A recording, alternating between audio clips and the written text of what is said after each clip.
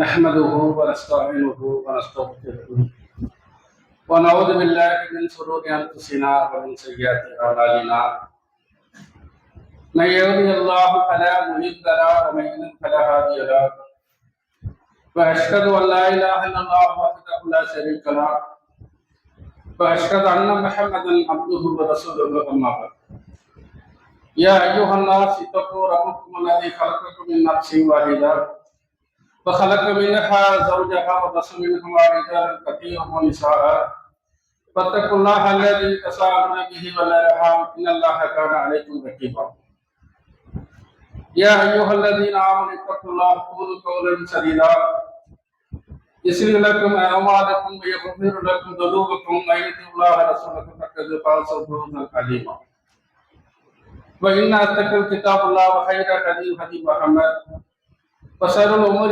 محدثاتها وكل محدثة بدعة وكل بدعة ضلالة وكل ضلالة في النار يا أيها الذين آمنوا اتقوا الله حق تقاته ولا تموتن إلا وأنتم مسلمون اللهم صل على محمد وعلى آل محمد كما صليت على إبراهيم وعلى آل إبراهيم إنك حميد مجيد اللهم بارك على محمد وعلى آل محمد كما باركت على ابراهيم وعلى ال ابراهيم انك حميد مجيد.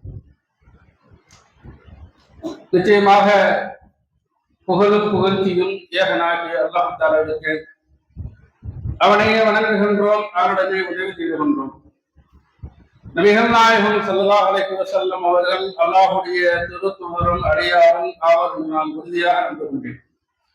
அல்லாஹ் தஆலா யாருக்கு நேரு வழிகாட்டினானோ அவனை வழிகெடுப்பவன் யாரும் இல்லை.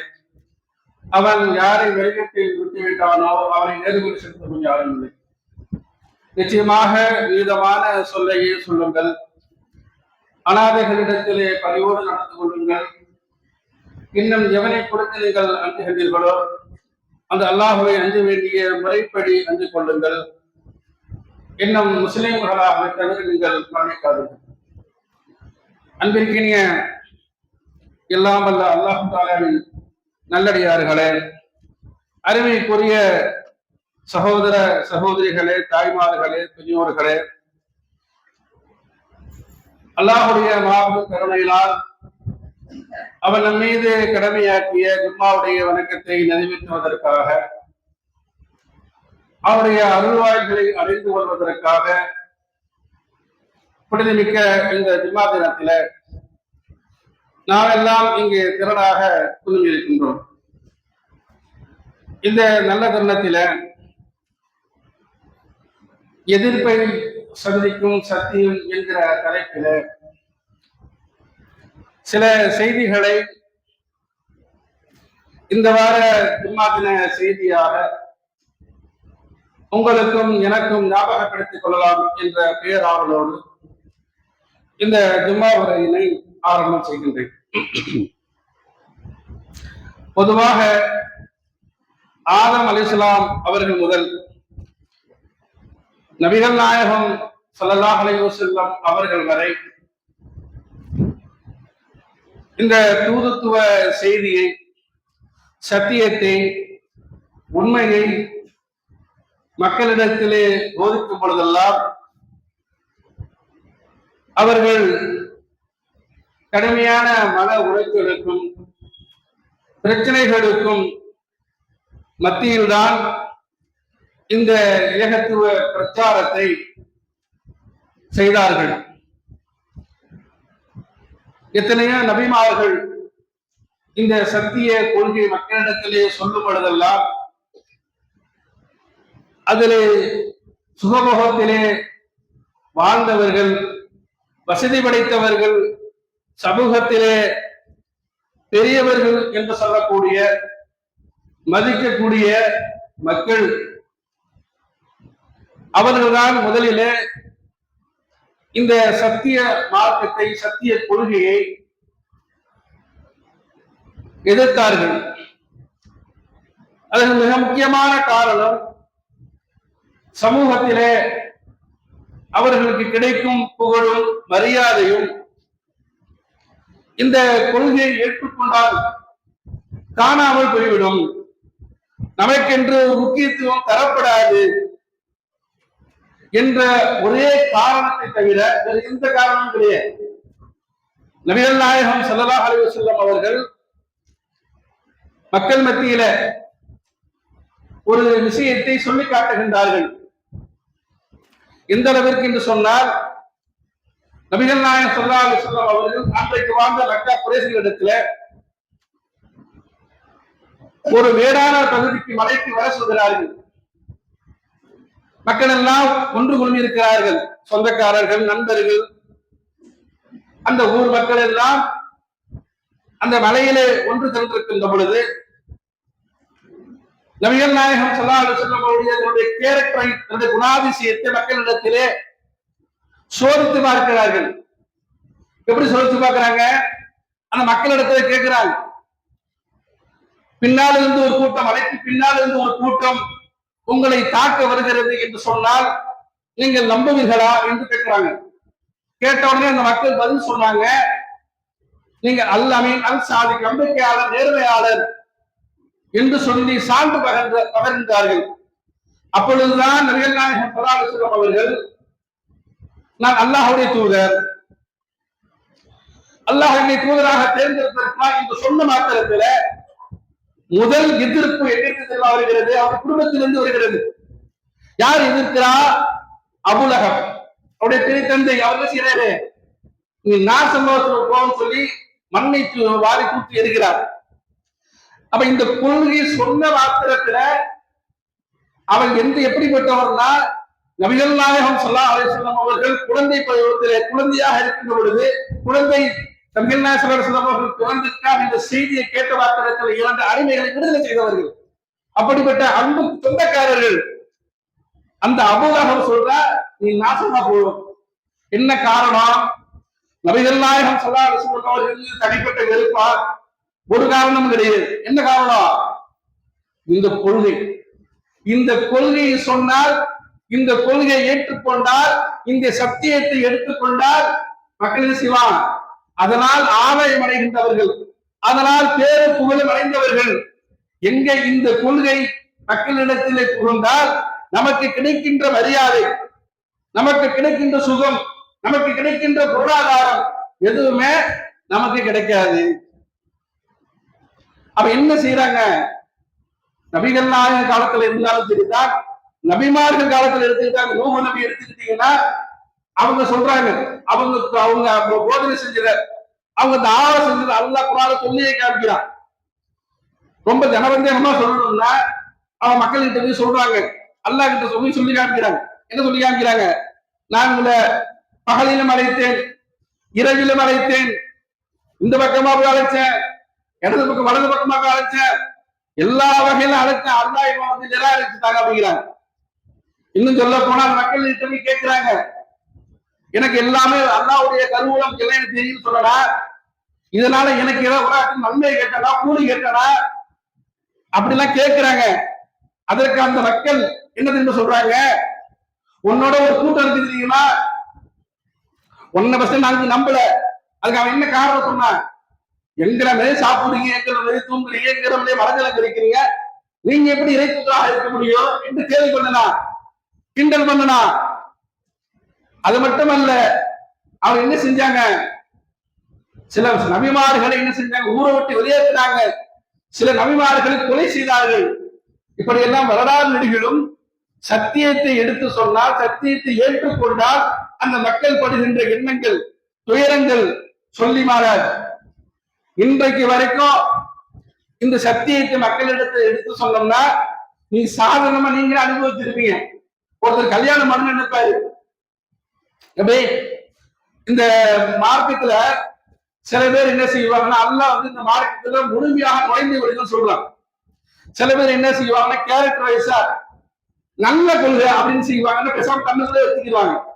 தவீது ஜமாத்து சொல்லக்கூடிய இந்த தவீது பேசக்கூடிய மக்கள், இன்னும் நஜாத்துன்னு சொல்லக்கூடிய அந்த மக்கள், அவங்க வந்து கையில பணியில கொண்டு சொல்லல, சத்தியத்துன்னு சொல்றாங்கன்னு ஒரு சில பெரும்பாலும் மக்கள் நம்புறாங்க. அது நம்புறாங்க, நம்பிக்கையோட வெளிப்படுத்துறது கிடையாது, அப்படியே இருந்துருவாங்க. ஒரு சில பேர் விளங்கி என்ன கொஞ்சமாவது பின்பற்றுவாங்க, கொஞ்சமாவது நடைமுறைப்படுத்துவோமே அப்படின்னு என்ன செய்வாருன்னா, மாலை போட மாட்டேன், தள்ளி குத்து வேணாம ஓட மாட்டேங்குதுதான் சொல்லுவாரு. அவருக்கு விளங்கின செய்திகள் தெரிந்து கொண்டு இது தேவையில்லாத விஷயம் தானே அப்படின்னு சொல்லுவாரு. சொன்ன மாத்திரத்துல நீ தொழில் ஜமாத்தா, நீ நஜாத்தா, என்ன நபிகள் இடத்துல கல்யாணம் பண்ணல, நபிகள் நாயகம் சொன்னாங்களே, நீங்க பொறுப்புமையிலே கொடுக்கறதுக்கு வரான்னு சொன்னாங்களா ஆம்பளைங்களை பார்த்து, நீங்க பெண்களுக்கு மரம் இருக்குன்னு சொன்னோம்னா பொறுப்புமையிலே கொடுத்தா அவங்க திரும்ப வாங்காது, நீங்க தான் கொடுக்கணுங்கிறத மார்க்கத்தில் நமக்கு சொல்லப்பட்ட ஒரு விஷயம். அதெல்லாம் அவ்வளவு போயிருக்க மாட்டாரு. சும்மா ஒரு சின்ன சாம்பலுக்கு என்ன செய்வாரு, இது வேண்டாம மாலை போட வேணாம இது இருப்பாரு. இது சொன்ன மாத்திரத்துல என்ன சொல்லுவான், நீ தவிர மாட்டா என்ன மாலை போட மாட்டேங்க சொல்றாங்க, பாக்குறோமா இல்லையா? முழுமையா கரை என்று சொல்லல, நுழைப்புள் மயிராக சொல்லுவாங்கல்ல, முஸ்லீமா இருந்து கொண்டு தௌஹீத் ஜமாத்துல சொல்லக்கூடிய இந்த தௌஹீத் கொள்கை சரியான கொள்கை விளங்குற மக்கள் கூட ஒரு சில விஷயங்களை செய்யலாம்னு முற்படுகின்ற பொழுது கூட இவங்க என்ன செய்வாங்க, நீ தௌஹீத் ஜமாத்தா, இன்னும் மாலை போட மாட்டேங்கிற, இன்னும் அள்ளி குத்து வேண்டாம வர மாட்டேங்கிற என்று இன்றைக்கும் எதிர்ப்புகள் இருக்கிறதா இல்லையா? அப்ப நம்ம என்ன சந்தோஷப்படுறது தெரியுமா? இந்த கொள்கை உயிர்ப்போட இன்னைக்கு இருக்கிறது காரணம் என்ன தெரியுமா? எதிர்ப்பு இருந்துகிட்டு தான் இருக்கு. எதிர்ப்பு இன்னைக்கோட முடிஞ்சிருமா? கியாமத் நாள் வரையும் இந்த கொள்கைக்கு எதிர்ப்பு இருக்கதான் செய்யும். ஏன் எதிர்ப்பு இருக்க செய்யும்? அதனால பயனடைந்தவர்கள், சுகம் கண்டவர்கள், பதவி பேராசை பிடித்தவர்கள், சொத்து சுகத்தை சேர்த்தவர்கள் இன்னைக்கு வரைக்கும் சுன்ன ஜமாத் என்று சொல்ல, சுன்ன ஜமாத்தே கிடையாது, அது பிதஅத் ஜமாத்து தான். அவங்க என்ன சொல்றாங்க, எதையுமே நம்ம விட்டு கொடுக்க தயாராக இல்லை. நம்ம கண்ணுக்கு தெரிஞ்சு, அதாவது யூதர்கிட்ட போய் கேட்டோம் சொன்னோம்னா அவன் சொல்லுவாங்களாம், எப்படி தன்னுடைய குழந்தை ஒரு தாய் தந்தை அறிந்திருப்பார்களோ அதை போன்று யூதர்கள் இந்த முகம்மதை பற்றி அறிந்திருப்பார்கள், ஆனாலும் அந்த யூதர்கள் ஈமான் கொள்ள மாட்டாங்க. அதை போன்று இன்னைக்கும் ரொம்ப கையில வழியில கொண்டு சொல்ல வேண்டாம், நீ அதிர்த்துக்கிட்ட போய் கேளுங்க, நீங்க இந்த ஒரு மார்க்கெட் செய்யறீங்களே, வியாழக்கிழமையான நாத்திகளா ஓதுறீங்களே, இதுக்கு என்ன ஆதாரம்? ரசூல்லாவை ரசூல்லா மீறி போடக்கூடாது, ரசூல்லா ஒரு கடிவாளம் போட்டுருக்கிறாங்களே, இப்படி எல்லாம் சொன்னோம்னா அவங்க என்ன சொல்லுவாங்க, ஏன் சக்திக்கு மீது நம்ம சொல்ல முடியாது பாய், நானே ஒரு இடத்துல வேலை செய்யறேன், என்ன சொல்லுவாங்க, நானே ஒரு இடத்துல வேலை செய்யறேன், என்ன போய் இதெல்லாம் சொல்ல முடியாது, சொல்லி பார்த்த கேட்கிற என்று ஏதாவது சாக்கு போக்கு சொல்லி, அப்ப ஒரு முஸ்லீம் விட்டு ஒரு நெருடல் வரணுமா இல்லையா? மனசுக்குள்ள இந்த உலகத்துல நாம எப்படியா இறந்து போயிடுவோம், இறந்து போனதுக்கு பிறகு அவங்க நிறைய பயன்லாம் பண்ணுவாங்க, அமல்களை கொண்டுதான் சொர்க்கம்னு சொல்லுவாங்க. அப்ப இந்த அமல்கள் அல்லாஹ்வால் ஏற்றுக்கொள்ளப்பட வேண்டும் என்றால் நிபந்தனை என்ன? அல்லாஹ்வுடைய தூதர் சொன்னதுதான் மார்க்கம் என்று மக்களிடத்துல சொல்லுவாங்க. ஆனா பின்பற்றுவாங்க என்று கேட்டீங்கன்னா, தான வழிகட்டு மக்களை வழிகட்டு கொண்டிருக்கிறார்களா இல்லையா? இன்னைக்கு பாக்குறோமே இல்லையா? அப்ப இந்த நிலைமையெல்லாம் இன்னைக்கு எதிர்ப்பு இருக்கிறத செய்யுது. எதிர்ப்பு இல்லாம இல்லையா? இன்னைக்கு நம்ம பள்ளியாசு கட்டிட்டோம், மர்க்கஸ் கட்டிட்டோம், மக்கள் எல்லாம் இங்க வந்துட்டாங்கன்னா பெரும்பான்மையான மக்கள் எதிர்த்து இருக்கிறாங்க, அந்த கொள்கையை பின்பற்றக்கூடிய மக்களாக தான் இருக்கிறாங்க. என்ன காரணம்? முழுமையாக இஸ்லாத்துக்கு அவர்கள் நுழையவில்லை, விரல் நுழைப்புள் மேய்கிறார்கள் என்ற அர்த்தத்துலதான் இன்னொரு மெயின் சிற்றத்தில் என்ன தெரியுமா காரணம்? இந்த பெரும்பான்மை சிறுபான்மை. இன்னைக்கு தகுதி பேசக்கூடிய மக்கள் கம்மியா தான் இருக்கிறாங்க. இந்த சுன்னத் ஜமாத் என்று சொல்லக்கூடிய இவங்க இந்த கொள்கையை பேசக்கூடிய மக்கள் அதிகமா இருக்கிறாங்க. அவங்களுக்கு எல்லாம் தெரியாது, இவங்களா ஒரு கற்பனை பண்ணிட்டு நினைச்சுக்கிறாங்க. நிறைய நிறைய வகையை சொல்லலாம், எவ்வளவு வகைகளை மக்களுக்கு பிரிக்கலாம். அந்த மாதிரி இவங்களுக்குள்ள என்ன செய்யறாங்க, இவர்களுக்குள்ள ஒரு கடிவாளம் போட்டுக்கொண்டு இவர்களுக்கு ஒரு எல்லை வகுத்து கொண்டு இந்த உலகத்துல நானும் முஸ்லீம் தான் என்று சொல்லிக்கொண்டு வாழ்ந்து கொண்டிருக்கிறார்கள். அவர்கள் முஸ்லீமா அல்லாஹ்வுக்கு கட்டுப்பட்டவர்களா என்பதை அல்லாஹ் மறுமையில தான் தீர்ப்பளிப்பா, அது அடுத்த விஷயம். அதே போன்று இந்த விஷயம் மக்களிடத்துல போய் சேர்ந்துச்சு சொன்னோம்னா, சில பேருடைய ஈமான் என்ன செய்வாங்க, நல்ல ஊர் நல்ல ரொம்ப ஈடுபாடா இருப்பாங்க, கல்யாணம் வந்துடும். கல்யாணம் வந்துச்சுன்னு சொன்னா இவங்க என்ன செய்வாங்க, ஏதாவது சாக்கு சொல்லி இவங்க என்ன செய்வாங்க, ஏதாவது ஒரு முரண்பாடான செய்திகளை செஞ்சு அந்த விதத்தான காரியங்களில் ஈடுபட்டு கரைஞ்சி காணாம போயிடுவாங்க. இன்னைக்கு உலகத்துல பார்க்கிறோம். ஆனால் நபிகள் நாயகம் ஸல்லல்லாஹு அலைஹி வஸல்லம் அவருடைய காலத்துல சில நபித்தோழர்கள் எப்படி இருந்தாங்க அப்படின்னு பாத்தீங்கன்னா, அப்துல்லா பின் சலாம் என்கிற ஒரு நபித்தோழர், இவங்க என்ன செய்யறாங்க, இவங்க ஆரம்பத்தில் யூதரா இருக்கிறாங்க. இவங்க சில கேள்விகளை நபிகள் நாயகம் ஸல்லல்லாஹு அலைஹி வஸல்லம் அவர்களுக்கு வந்து என்ன செய்யறாங்க, கேட்கிறாங்க. அந்த மூணு விஷயங்களை கேட்கிறாங்க. இந்த மூணு விஷயங்களும் இறை தூதர்கள் மட்டும்தான் அறிந்தவர்கள். ஆனா இந்த மூணு கேள்வி கேட்போம் அப்படின்னு சொல்லிட்டு ரசூலுல்லாஹ் நபி மூணு கேள்வி கேட்கிறாங்க. என்ன அந்த மூன்று கேள்வி? உலகம் அழிஞ்சதுக்கு பிறகு கியாமத் நாளுடைய அறிகுறியாக இறுதியாக முதல்ல ஏற்படக்கூடிய விஷயம் என்ன அப்படின்னு ஒரு விஷயம் கேட்கிறாங்க. ரெண்டாவது, மறுமையில சொர்க்கவாசிகளுக்கு வழங்கப்படக்கூடிய உணவு பத்தி கேட்கிறாங்க. மூன்றாவது, ஒரு குழந்தை பிறந்துச்சுன்னா அது தாயுடைய சாயலோ தந்தையுடைய சாயலையோ அல்லது அவருடைய சகோதரருடைய சாயல இருக்கிற அப்படின்ட்டு சில கேள்விகளை கேட்கிறாங்க. அப்ப ரசூலுல்லாஹ் சொல்றாங்க, கியாமத்தினுடைய முதல் அறிகுறி ஒரு நெருப்பு, கிழக்கிலிருந்து ஒரு நெருப்பு புறப்படும், அது வந்து மேற்குல வந்து ஒரு மக்கள் ஒன்று சேர்க்கும் அப்படிங்கிற செய்தி சொல்றாங்க. இரண்டாவதாக, இந்த செய்தி மீனுடைய ஈரல் பகுதி, அதுல உள்ள அதிக என்ன சனை பகுதி மறுமையில் சொர்க்கவாசிகளுக்கு வழங்கப்படும் உணவுங்கிறாங்க. மூன்றாவது செய்தி என்ன செய்யறாங்க, அந்த குழந்தை செய்தியை சொல்றாங்க. இந்த மூணு செய்தியும் சொன்ன மாத்திரத்தை மூணுக்கும் விலை சொல்லிடுறாங்க. சொன்ன மாத்திரத்தை இவங்க சொல்றாங்க, லா இலாஹ இல்லல்லாஹ் முஹம்மது ரசூலுல்லாஹ் உண்மையிலே தூதர் சொல்லி யூதரா இந்த அப்துல் சலாம் அவர்கள் என்ன செய்யறாங்க, அப்துல்லா பின் சலாம் அவங்க இஸ்லாத்தை ஏத்துக்கிறாங்க. இப்படி உரையாடல் நடந்துகிட்டு இருக்குது. இப்படி உரையாடல் நடந்துகிட்டு இருக்கும் பொழுது அப்ப அப்துல்லா பின் சலாம் அல்லாஹ்வுடைய தூதர் நபிகள் நாயகம் ஸல்லல்லாஹு அலைஹி வஸல்லம் அவர்கள்ட்ட ஒரு செய்தியை சொல்றாங்க. என்ன சொல்றாங்கன்னா, நான் வந்து இஸ்லாத்தை ஏத்துக்கிட்டேன். இந்த யூதர்கள் இருக்கிறாங்க, அவர் யூத மதத்தை சேர்ந்தவர் தானே, அவருக்கு தானே தெரியும். அவங்க சொல்றாங்க, இந்த யூதர் இருக்கிறாங்களே ரொம்ப பொய்யில ஊறி பேர்த்தவர்கள், அதாவது நம்ம வந்து கருத்து இருப்பாங்க, இவங்க பொல்லாதவர்களாயிட்ட என்று சொல்லி இந்த செய்தியை அவர்களுக்கு நீங்க தெரிஞ்சிச்சுன்னு சொன்னா எப்படிப்பட்ட ரியாக்ஷன் பண்ணுவாங்க முன்னையே சொல்லி காமிக்கிறாங்க. அந்த நேரம் பார்த்து யூதர்கள் சில பேர் ரசூலுல்லாஹ் சந்திக்கிறதுக்கு வர்றாங்க. வந்து நபிகள் நாயகம் ஸல்லல்லாஹு அலைஹி வஸல்லம் அவர்கள்ட்ட சில கேள்விகளை கேட்கறாங்க, அதுக்கு பதில் சொல்றாங்க. அப்ப அப்துல்லா பின் சலாம் அவர்களை பத்தி நீங்க என்ன நினைக்கிறீங்க அப்படின்னு சொல்லிட்டு வந்த யூதர்கள்ட்ட கேட்கிறாங்க. அப்ப அந்த யூதர்கள் சொல்றாங்க, அப்துல்லா பின் சலாமா அவர் சிறந்த மனிதராயிட்ட, சிறந்த அறிவாளியாச்சே, சிறந்த அறிவாளிக்கு கூட மகனாச்சே, நல்ல மகன், எல்லா புத்தி கூறுவினராச்சே, எல்லா வகையிலும் எங்க சமுதாயத்துல சிறந்தவராச்சே அப்படின்னு சொல்லிட்டு பதில் சொல்றாங்க. சொன்ன உடனே நபிகள் நாயகம் ஸல்லல்லாஹு அலைஹி வஸல்லம் இதெல்லாம் கேட்டுட்டு பின்னாடி அந்த வந்த யூதர்கிட்ட சொல்றாங்க, அவர் வெளில வந்து லா இலாஹ இல்லல்லாஹ் முஹம்மது ரசூலுல்லாஹ் கலிமாவை சொல்லி இஸ்லாத்தை ஏத்துக்கிறார். இப்ப உங்களுடைய நிலைவாறு என்ன நினைக்கிறாங்க, அந்த இடத்திலேயே அவங்க எப்படி பல்ட்டி அடிக்கிறாங்கிற ஒரு சீன் சேர்த்துல வருது யூதர்களை பொறுத்த வரைக்கும். இன்னைக்கு வரையும் அதான் நடமை. அப்ப அவங்க என்ன செய்யறாங்க, இருக்கிறதுல கெட்ட வரிகள் தான் இஸ்லாத்தை சத்திய கொள்கை ஏற்றுக்கொண்ட உடனே அந்த வந்த யூதர்கள் சொல்றாங்க, முதல்ல என்ன சொல்றாங்க, மிகச்சிறந்தவர், நல்லவர், புத்தி கூர்மை உள்ளவர், சமுதாயத்துல மதிக்கத்தக்க ஒருத்தவர், மதிக்கத்தக்க அத்தாவுக்கு வந்து ஒரு சிறந்த மனிதர் சொல்லி அவ்வளவு போன்றாங்க. என்றைக்கு இஸ்லாத்தை ஏற்றுக்கொண்ட மாத்திரத்துல அவர்களை பற்றி அவதூறுகளை சொல்லி பேசுறாங்கன்னா, அப்ப இன்னைக்கும் அதுல கூடங்க இன்னைக்கும் சில பேர் இந்த கொள்கையை ஏற்றுக்கொண்டவர் வேற, அவனை பத்தி தெரியாதா, அவன் எப்படி இருந்தும் தெரியாதா அப்படின்னு சொல்லிட்டு அவன் கடந்த காலங்களை பத்தி பேசுவாங்க. இஸ்லாத்தை பொறுத்த வரைக்கும் கடந்த காலத்துல பத்தி பேசக்கூடாது. கரண்ட்ல இன்னைக்கு என்ன அல்லாஹ் வணங்குறாரா, சரியான முறை இருக்கிறாருன்னு பார்க்கணும். இது ஒரு ஊனுடைய பார்வையா இருக்கணும்.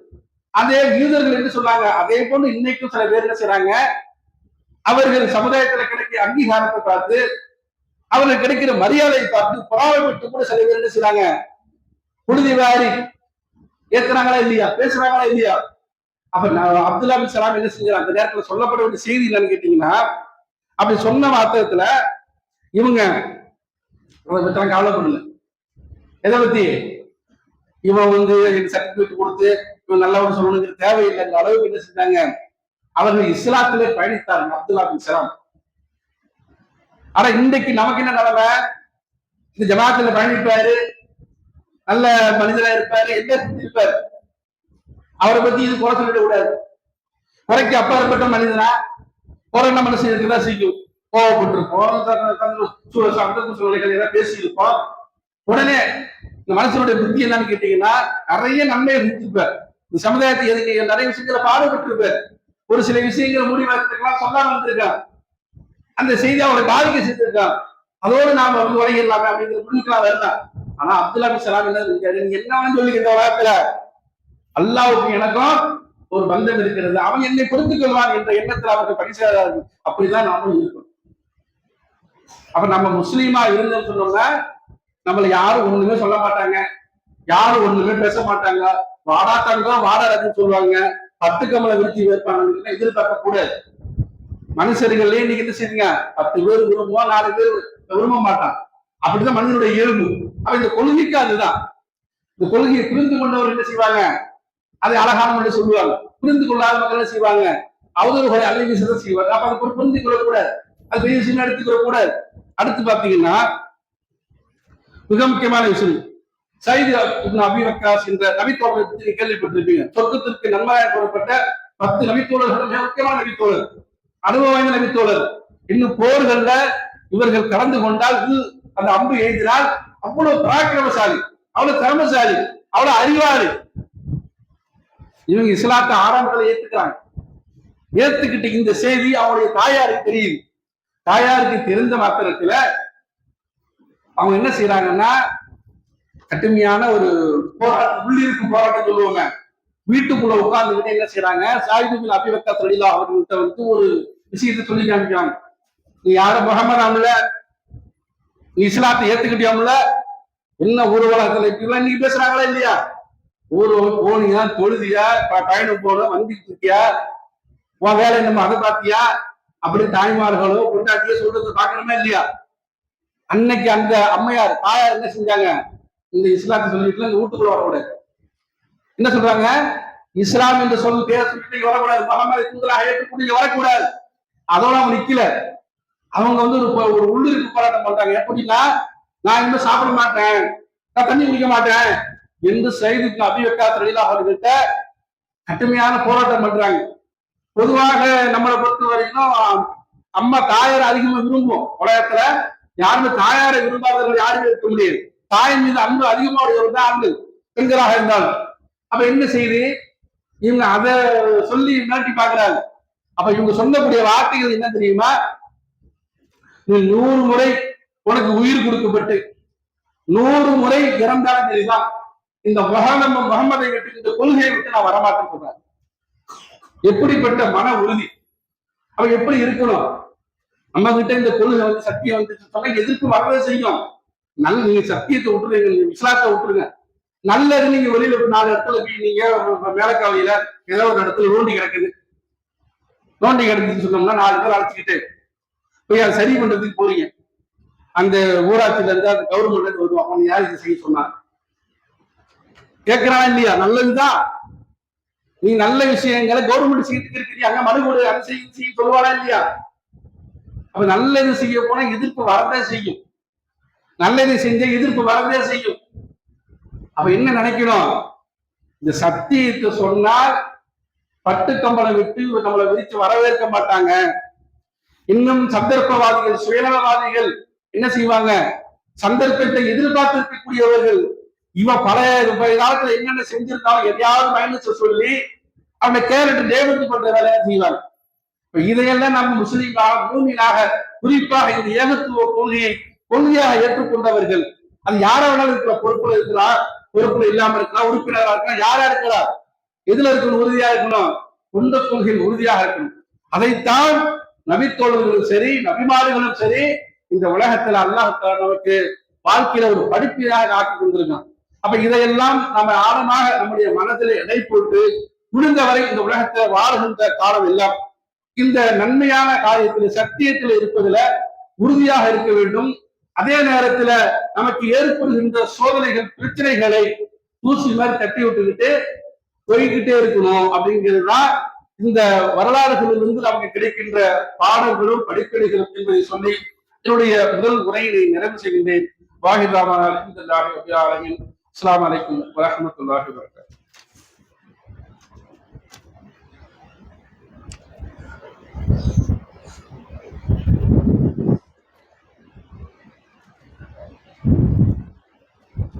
அல்ஹம்துலில்லாஹ் அல்ஹம்துலில்லாஹி ரப்பில் ஆலமீன். அன்பிற்கினிய சகோதர சகோதரிகளே, தாய்மார்களே, பெரியோர்களே,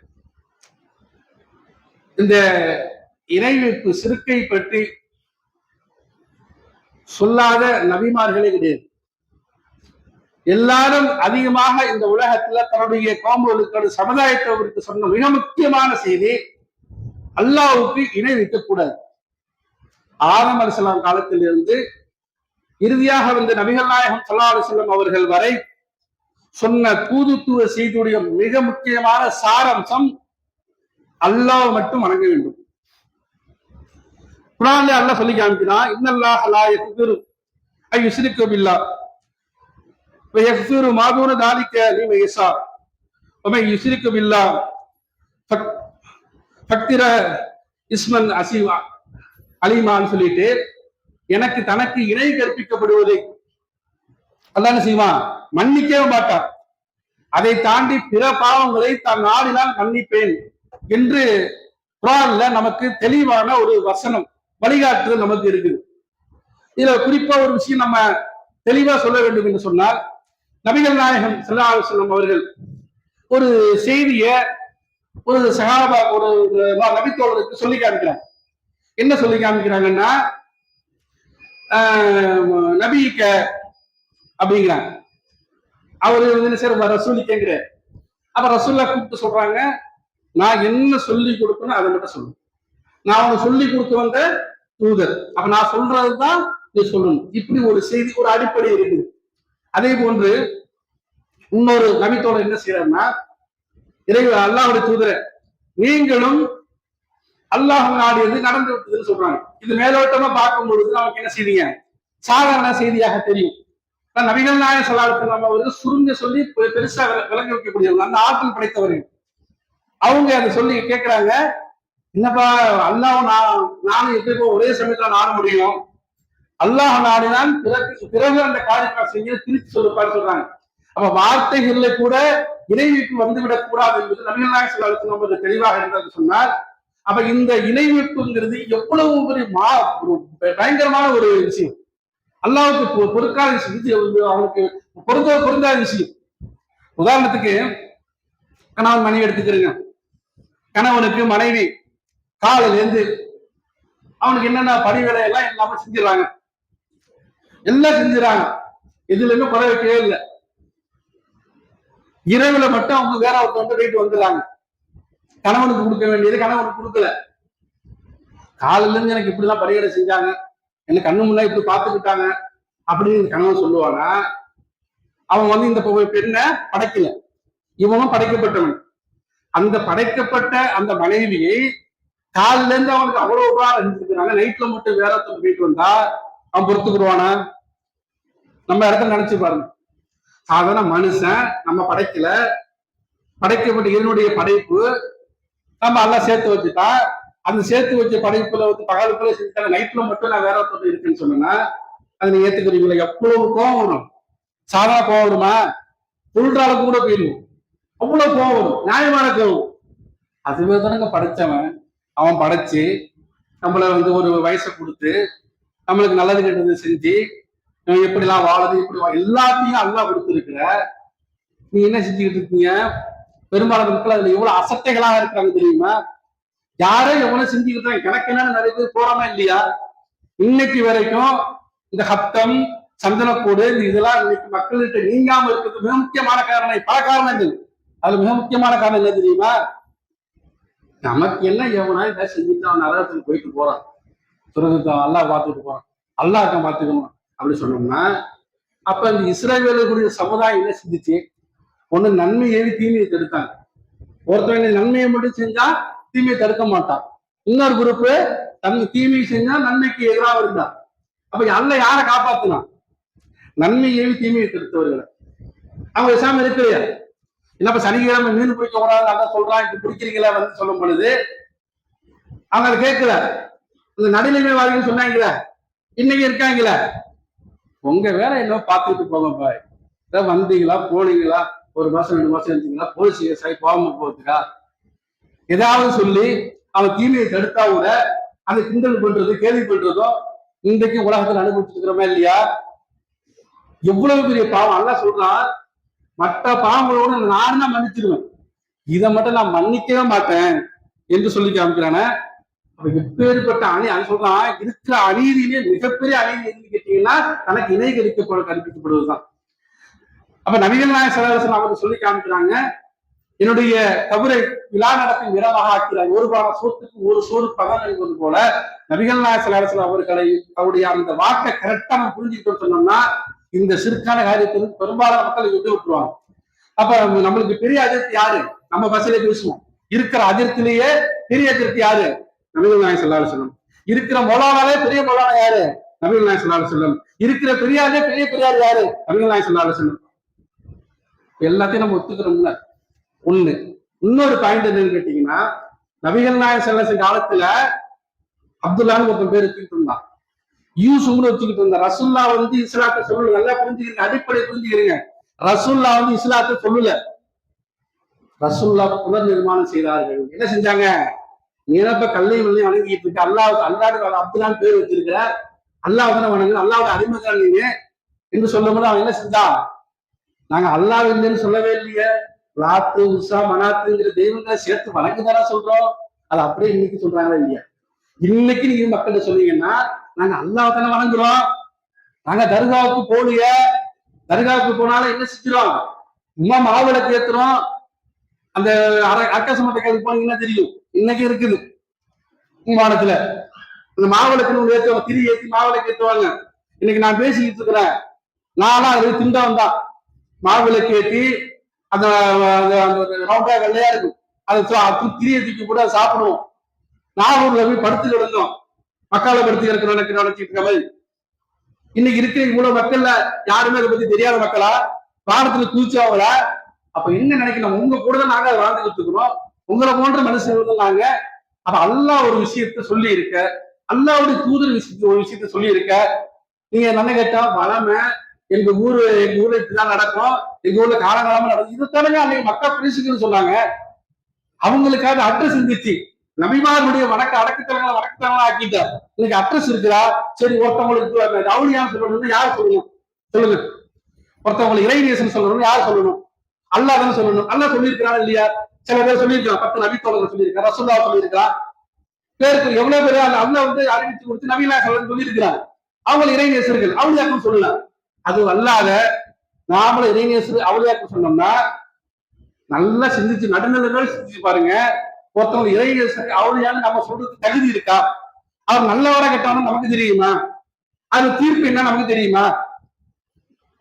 அப்ப இவ்வளவு செய்திகள் இருக்க, நம்ம வெகு சாதாரண சிறுக்கு விஷயத்துல பொதுப்போக்காக ரொம்ப ரொம்ப அலட்சியமாக அல்லாவுடைய விஷயத்துல மாத்திரம்தான், மற்ற உலக விஷயத்துல நிர்ணயிச்சிங்க.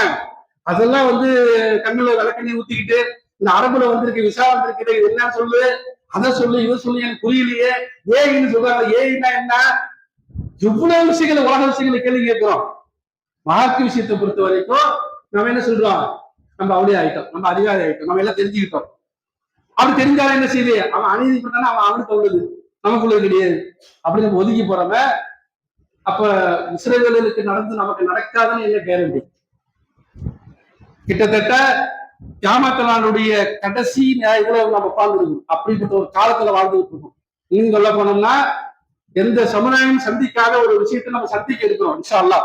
எழுந்தினோங்கிற ஒரு புயல், சில நேரம் 2 வருஷம் வெயிலுங்கிறான், 2 வருஷம் மழைங்கிறான், வெளியெல்லாம் வெயிலா இருக்கும், மழை பெஞ்சு தீக்குறான். இப்படிப்பட்ட சோதனைகள் எல்லாம் நாம சந்திக்க இருக்கிறோமே. அப்ப நம்ம என்ன நினைக்கணும், இந்த உலகத்துல வாழுகின்ற பொழுது இன்னைக்கு மேலக்காவல் நாளைக்கு நடக்க இருந்தது சந்தனக்கூட உருசலா, இதுல எவ்வளவு மக்கள் தவறுன்னு தெரியும். தவறுன்னு தெரிஞ்சுன்னா அதை சொல்றோமா? சொல்றது கிடையாது. ஒண்ணு. இன்னொன்னு, பெண்கள்கிட்ட போய் நீங்க கேட்டீங்கன்னா, நீங்க ஏங்க அதுல கலந்துக்கிறீங்க? நாங்க தர்காவில கலந்துக்கிறோம், தர்காவுக்கு சந்தன துவா இருக்கிறோம், அங்க பொருள் போட்டிருப்பாங்க, அச்சு, அது என்னது ஊருக்கு புரியுது, அந்த அச்சு பணியாரம் செய்யுது, அது அங்கதான் கிடைக்கும், இந்த பொருள் இங்கதான் கிடைக்கும், வேற இங்க வழி இல்லை. ஒரு கால் 25 வருஷம் 30 வருஷத்துக்கு முன்னாடி ஒரு நியாயம் கொடுத்துட்டு ஏன்னு கேட்டீங்கன்னா சில பொருள் நாகூர்ல கிடைக்குமாங்க. நாகூர்ல பொறுத்தது எங்க வேணாலும் கிடைக்குது. அவ்வளவு அட்வான்ஸ் இந்த உலகத்துல வாழ்ந்துட்டு இன்னைக்கு என்ன செய்யறாங்க? நாங்க அங்க போலிய ஒரே ஒரு செய்தி மட்டும் சொல்லி முடிக்கிறேன். என்ன சொல்றாங்க தெரியுமா? அல்லாஹுடைய வேத வசனங்கள் எந்த சபையில எங்க கேலி கூட்டாக்கப்படுகிறதோ அந்த சபையில நீங்க இருக்காது, அதை விட்டு வெளியேறி எங்க மார்க்க சொல்லக்கூடிய கட்டளை. நீங்க என்ன செய்றீங்க? என்ன காரை சொல்லிட்டு போறீங்க? நாங்க ஜாமாவதனம் போறோம். குறிப்பாக பெண்கள் பெண்கள் எது பயப்படணும்? ரசூல் சொன்னாங்களே, நீங்க அதிகமாக பெண்கள் நரகத்தில் இருக்காங்கன்னு சொன்னாங்களே. இதெல்லாம் நீங்க சிந்திச்சு பார்த்து எந்த ஒரு கூடு நடந்தாலும் சரி, சந்தன கூடு நடந்தாலும் சரிதான், குருசு நடந்தாலும் சரிதான், பத்தா நடந்தாலும் சரிதான், அது குடும்பம் 90% 95% யாரா பெண்கள் தான் இருப்பாங்க.